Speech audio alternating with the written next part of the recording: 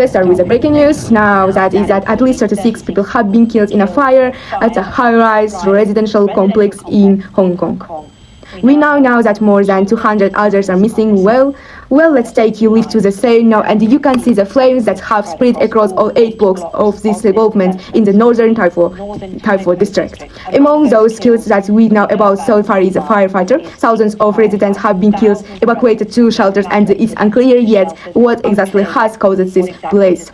Well, with me now in the studio is our correspondent Garam Satchel, who's across the story. Garam, what more do you know? Well, Maria, this is a terrible story that we have following for this last sort of 10 hours or so now. It's the tragedy that has developed and got significantly worse over that time. The latest update that we had was from the city leader in Hong Kong, who gave us the terrible news that the death toll has risen to 36 and that 279 people unaccounted for.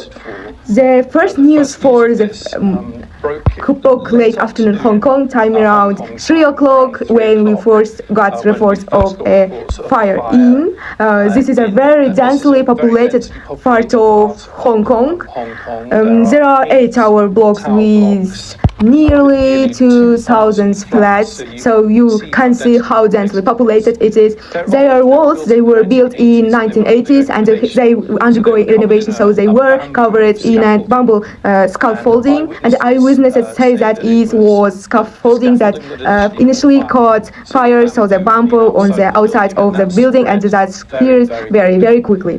Firefighters have been trying to tackle the rails all day, but it has spread from one tower to another, and we think that now there are 7 buildings in total that have been affected. 3 we think are just about under control, but 4 are still on fire, and it's difficult to say where this goes now, but likelihood is that they will get much worse before it gets better. The news coming out of Hong Kong is terrible, and I think will continue to be terrible.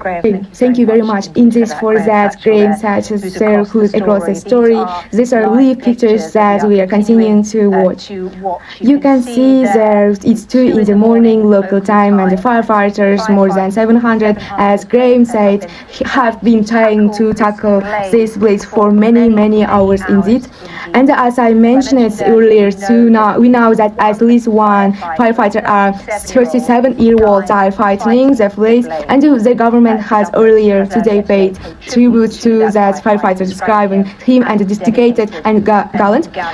Now we also know from a local councillor who spoke to the BBC that residents are asking for help from local authorities after losing contact with their relatives, their friends.